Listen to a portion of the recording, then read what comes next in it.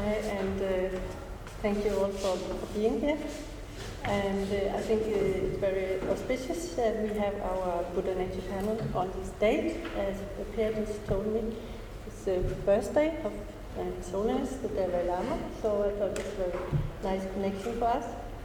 And I would like to thank especially Lupin, Karma Puntak, for inviting me to join the panel.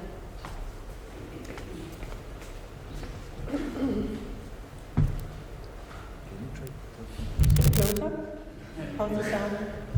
Yeah, this won't move, so.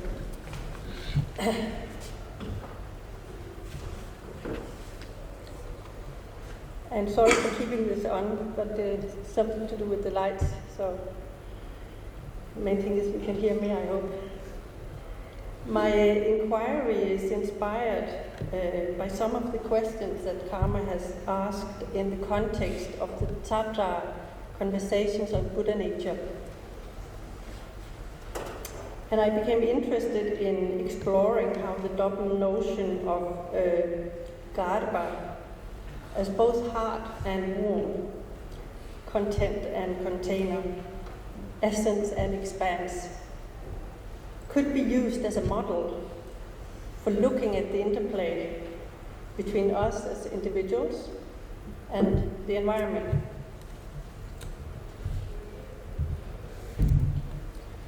I took a look at the way the word garbha is translated.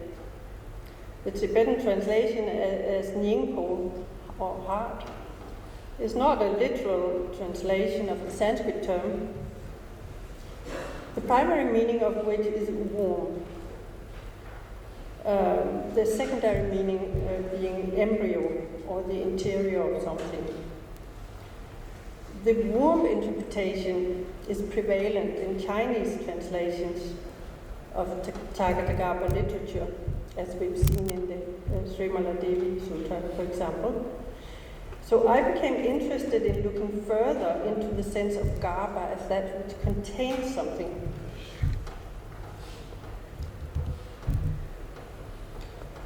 In order to compare the translation choices of garbha as either heart, essence, embryo, or expanse, abode, womb, we can explore the different perspectives they give rise to, like in an experiential manner. This is all a kind of an experiential inquiry, as you may have noticed.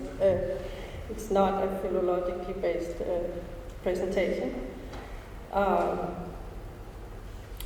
So the different perspectives they give rise to, and to do that we can use a standard inquiry method into the whereabouts of the mind. Where do we think the mind is located, or where do we imagine it to be located? Is the mind within ourselves, or are we inside the mind? And here, of course, the questions are more important than necessarily any answer to it. It's an experiential question. So we can use the same inquiry model in the context of Buddha nature. Is the tathāgata-garbha inside of us, or are we inside the tathāgata-garbha? These two perspectives could be said to represent the embryo or heart perspective on the one hand, and the womb or abode perspective on the other hand. The heart or embryo perspective is associated with the third reason for the presence of Buddha garbha, as we see it in the Ratnagota Vibhaka, the presence of the gotra in the individual. It could be characterized as a comprehending subject and represents a potential to become a Buddha and to acquire enlightenment in the future. The garbha as womb explanation model is associated with the first two reasons concerning the full pervasion of Buddha jhana and the indifferentiability of tathāgata, which could be characterized as objects of comprehension that subsumes the individual. They represent a vision of ultimate reality original enlightenment in the present moment.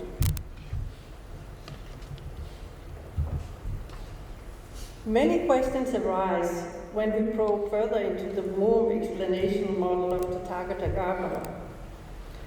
Are the implications that this womb or expanse or abode not only includes us as human beings or sentient beings in general, but also everything else?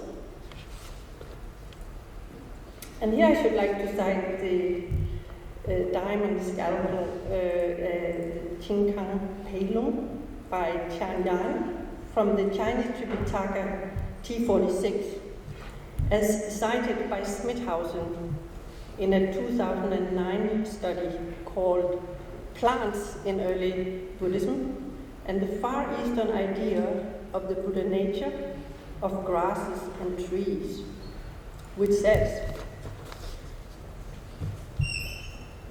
"It is on account of error and due to their clinging to an ego that sentient beings ignore their own and the environment's Buddha nature and construe it as their individual body and its profane external world." To which Smitthausen adds, "Thus, the environment has been, in reality, Buddha-natured all along, and is only misinterpreted by unawakened sentient beings. If this is so, then how do we remedy this misinterpretation and instead come to experience the environment, including ourselves, as all being Buddha-natured?"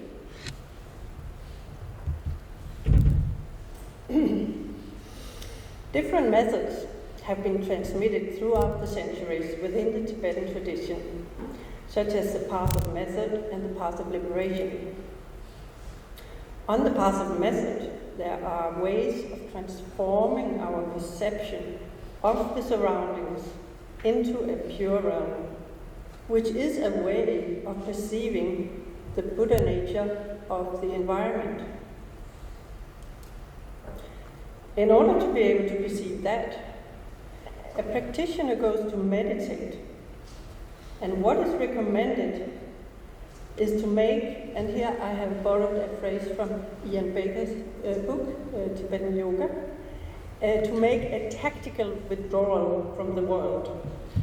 In other words, to retreat into an isolated, secluded environment, and thereby starting by transforming the small world that is enclosed within the boundaries of the retreat setting. This could be said to be a kind of working garbha, a metaphysical womb. And again, from Ian Baker, a nice expression, I thought, an incubational space, which of course relates to the womb image. So inside this, inside of which a practitioner nourishes and nurtures a pure vision.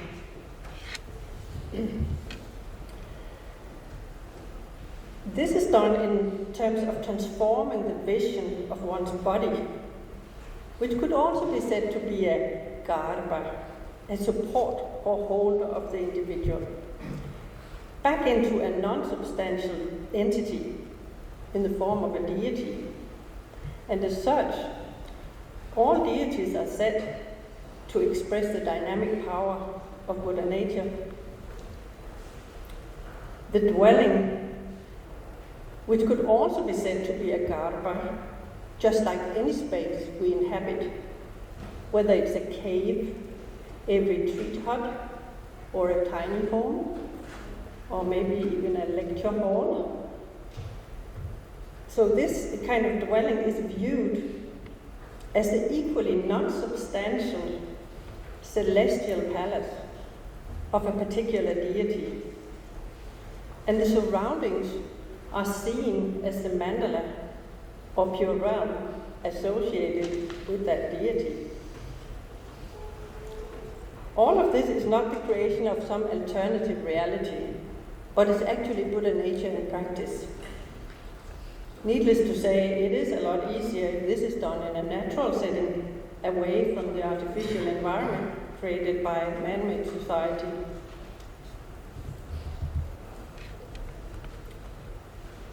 Perception of purity gives rise to bliss.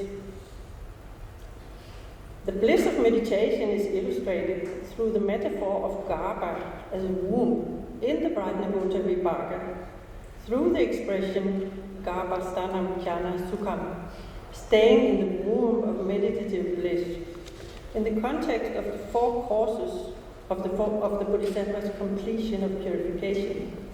And this time, garbha is translated as womb in the Tibetan, as you will notice. When the tendency to solidify reality into a personal self, surrounded by truly existent objects, starts to dissolve within the meditative state, the duality between being and world disappears. As the garbha of jnana sukham grows, it expands into an all-encompassing sphere, here illustrated by a term from the Lankavatara, tathāgata-garbha, the womb of the Tathagata absence of self. And this is what I've been trying to illustrate within those circles. I think it is self-explanatory, I hope. So I'll go on here to the next, which is, one can also argue that the expanse or womb sense of garbha was also transmitted by, for example, Rangyung Dorje, as Klaus has shown in his book, The Direct Path to the Buddha Within. We see how Rangyung Dorje, in his writings, bases his presentations of the nature of the mind on a famous quotation from the Mahayana Abhidharma Sutra, which says, as you can see up here, in English, the element without beginning is the abode or the ne of all phenomena. And he, following the Ranagotra Vibhaga Vyakya, applies this to the garbha, tathāgata-garbha, by saying this abode is the Buddha nature. Originally, this passage was used as a base for the explanations of the functions of the mind and the workings of the alaya vijnana, which Carl has shown in his recent work on Mahayana Samgraha, for example.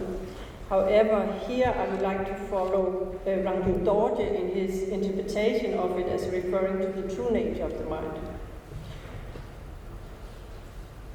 Longchenpa also uses this very same quotation as scriptural support for the primordial ground of being in his Dukta Third. So we see there's a striking similarity between this quotation from the sutra and the Ati Yoga writings on Longde, where the expanse, the space, domain, or womb notion of the nature of the mind is pointed out.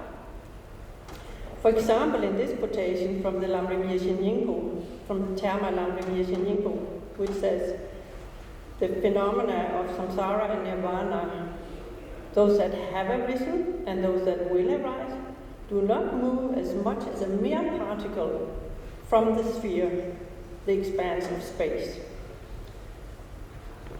And Jampa Kongtrul Lodrothai, in his commentary on this text and on this verse, only part of the verse I'm showing here, he cites the Longchen Rabjam Javagu, which says something like, the spacious sphere of the swirling great expanse is the immense abode of everything.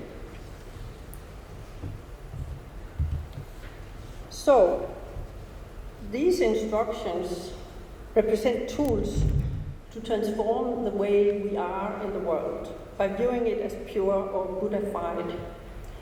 We can work both from the Garbha notion of embryo or heart perspective from the inside in a gradual manner, and we can also view the world directly as the location for the inherently Buddhified appearances. The purity within is projected outside, and the purity projected outside creates a positive feedback situation when it is perceived. Thus, both visions can be practiced at the same time.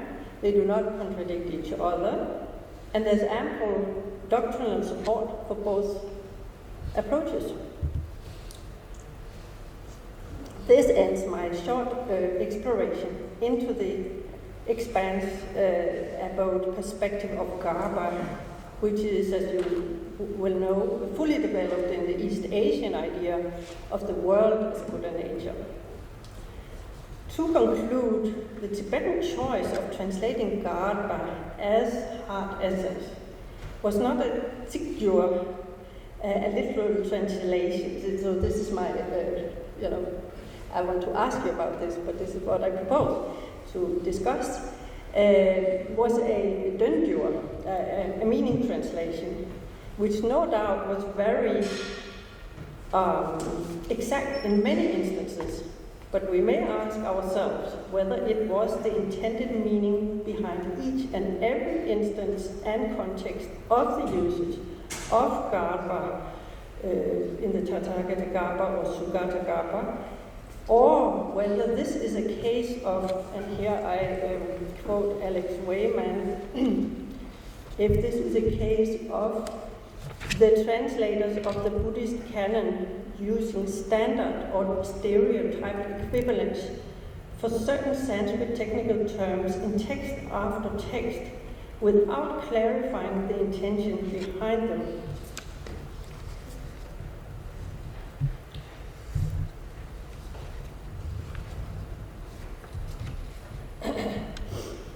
In comparison, the term dhatu was translated into two different Tibetan terms, depending on the context, sometimes as yin and sometimes as kam. And kam itself, of course, carries two different meanings as both element and realm. So perhaps Garbha also deserved more than one term in its translated form in the Tibetan literature in order to do justice to its range of meanings. So this is the question I would like to pose, and I hope we would be able to discuss this maybe at some point. Thank you very much.